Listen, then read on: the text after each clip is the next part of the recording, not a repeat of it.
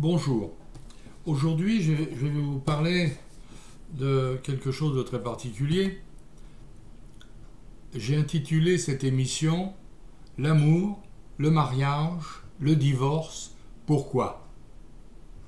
Avant de commencer, je vais vous rappeler mes livres papier sur les mystères de l'histoire, l'affaire Romanov ou le mystère de la maison Ipatiev, et mon livre Louis XVII ou le secret du roi. Je vous conseille de les acheter avant, bien entendu, qu'ils soient épuisés. Compte tenu de la crise économique actuelle, ils ne sont certainement pas réédités. Ensuite, j'ai mes deux livres en version numérique que vous pouvez acquérir à travers un lien. Et ce sont Prophéties pour notre temps et les mystères du christianisme avec des illustrations. Et on peut aller les acquérir par ce lien, cette adresse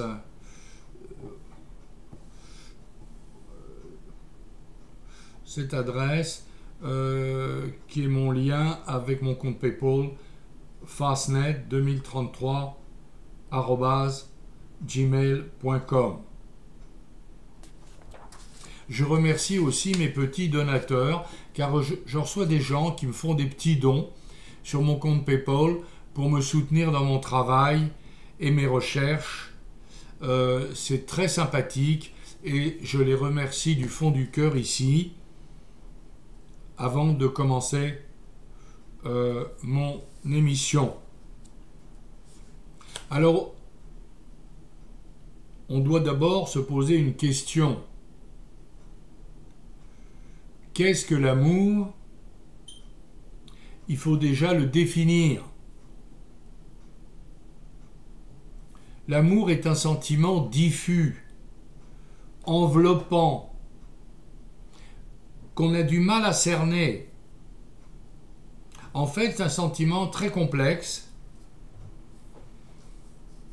Je t'aime.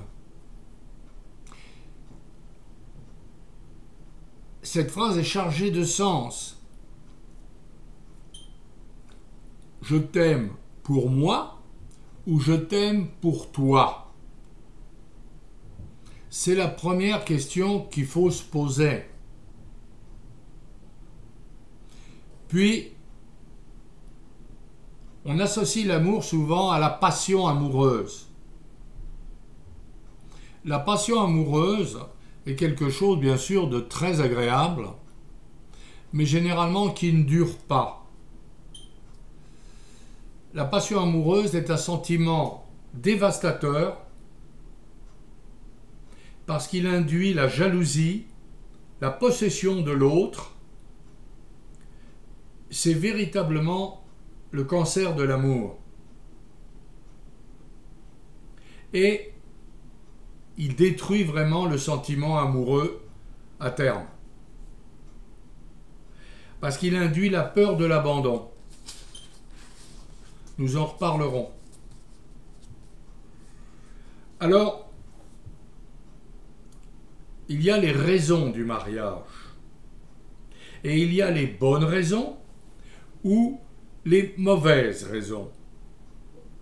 Les bonnes raisons, c'est généralement, bien sûr, le mariage d'amour. C'est un amour profond, équilibré, qui n'est pas basé uniquement sur le sexe. Parce que le sexe, bien sûr, avec le temps, disparaîtra. Il y a une bonne raison, c'est de se marier d'abord dans le même milieu social. Et puis ensuite, il peut y avoir bien sûr les raisons religieuses. Mais en fait, souvent, bien sûr, la raison principale, c'est de fonder une famille et d'avoir des enfants. Les mauvaises raisons qui, si elles s'appuient sur un milieu social inégal, vont véritablement être l'acide destructeur du mariage. Alors les mauvaises raisons, c'est l'accroissement de fortune patrimoniale, des raisons fiscales, un mariage de raison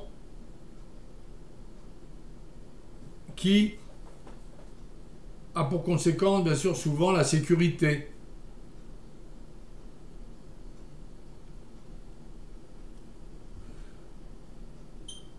Si on est glouton, on peut aimer la bonne cuisine, et si on aime aussi la sexualité, on va trouver quelqu'un qui nous convient bien sur ce plan-là et qui sera une bonne cuisinière, par exemple.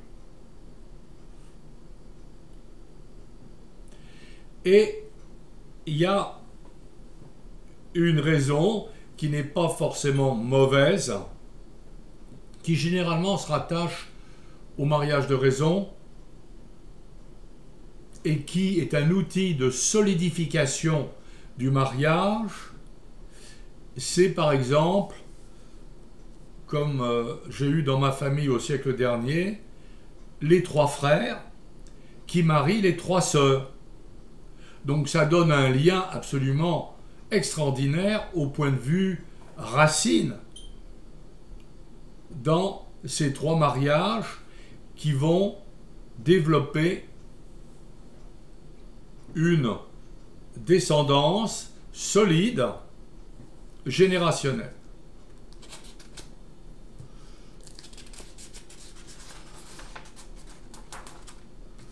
Alors, au niveau du divorce,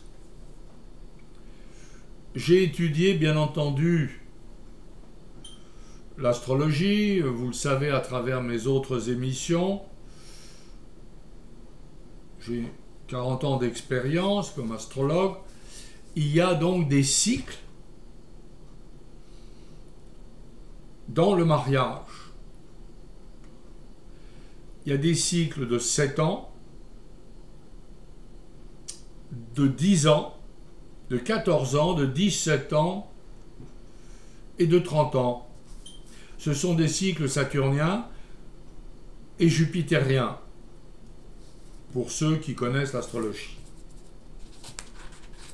Je ne rentrerai pas dans le détail technique.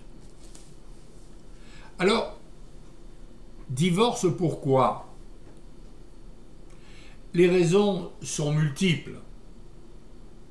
Éloignement du couple, physiquement par exemple, le mari travaille à plusieurs milliers de kilomètres de son foyer pour des raisons professionnelles. Elles peuvent être philosophiques, c'est-à-dire que l'un des deux fait une nouvelle prise de conscience.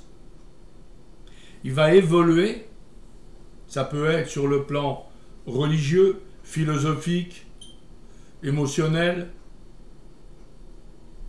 Et il y a aussi des raisons matérielles. Par exemple, une situation financière qui se dégrade. Donc, l'un des deux personnages dans le couple ne pourront plus donner, par exemple, le luxe qu'ils pouvaient donner avant. Et ça, la situation financière est souvent une cause de rupture. Alors bien sûr aussi, l'amour est mort. L'amour physique, il n'y a plus d'attirance sexuelle. Ben, je vous ai parlé donc tout de suite là d'une nouvelle prise de conscience. On évolue. Le problème, c'est qu'il faut évoluer dans le couple à la même vitesse. S'il y en a un qui évolue plus vite que l'autre, ça donne la rupture qui mène au divorce, évidemment. Mais il y a aussi une raison fondamentale, c'est le manque de communication. À partir du moment où les deux éléments du couple ne communiquent plus, c'est le début de la fin.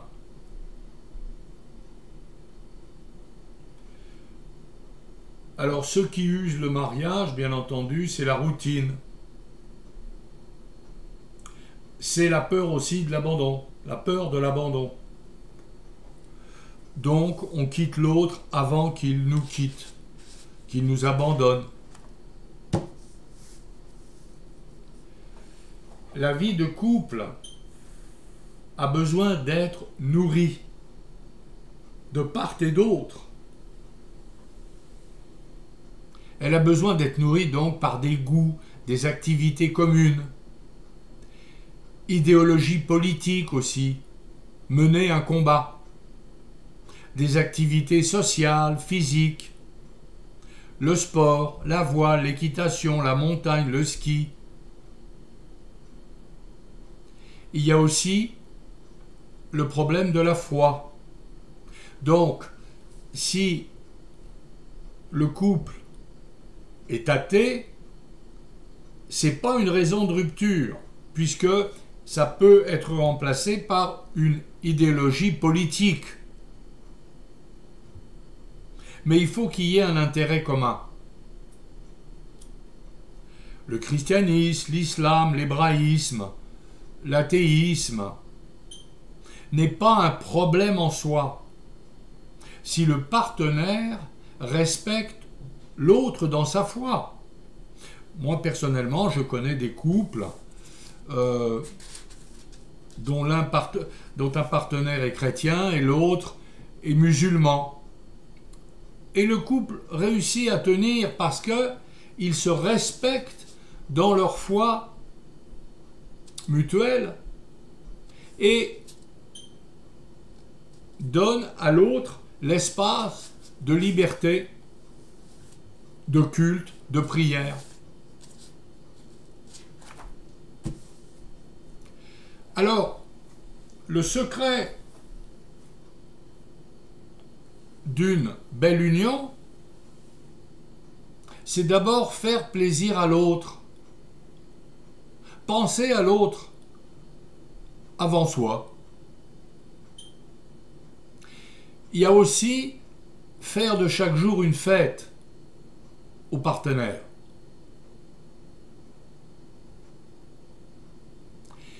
La chose aussi très importante, c'est d'être à l'écoute de l'autre, qui va nous envoyer des signaux, très souvent non verbaux, puisque le langage, c'est 80% de langage non verbal et 20% seulement de langage verbal. On devrait lire des livres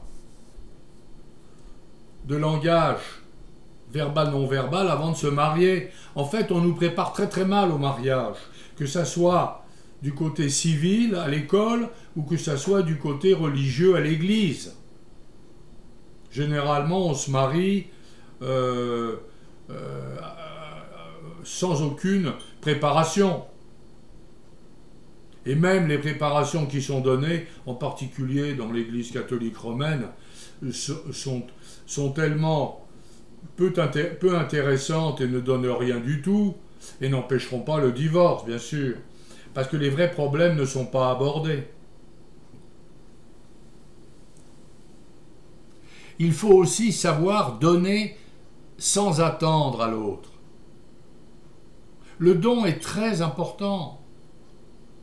Don physique, don psychique, dons philosophiques, dons matériels, la petite attention. Il faut aussi communiquer à l'autre ses angoisses, ses peurs, ses joies aussi. La communication, c'est 80% de la relation. Mais d'ailleurs, que ce soit dans le mariage ou que ce soit dans des relations amicales ou dans des relations professionnelles. La personne introvertie va avoir du mal à passer les messages.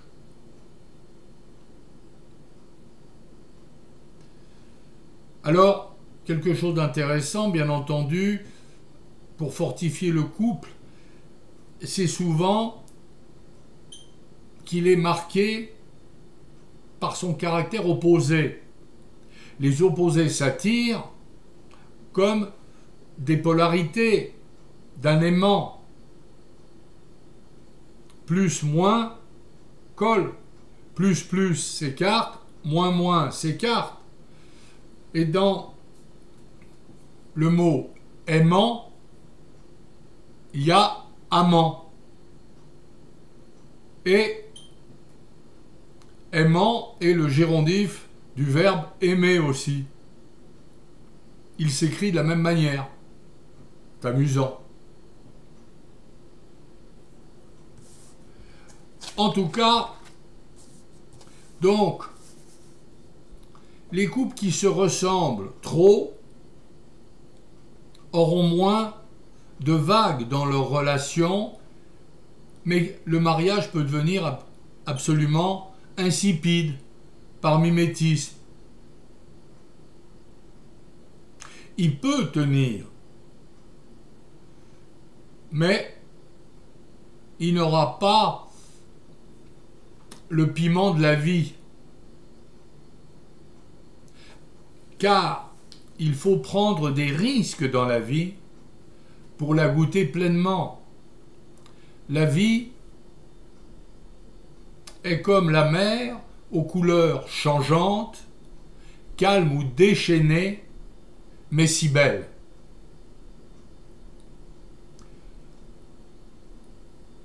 La vie non pimentée n'est pas agréable à goûter. En tout cas, voilà ce que je voulais vous dire aujourd'hui. J'espère que ça plaira aux jeunes. Et je vous dis bonne fin de journée et à bientôt.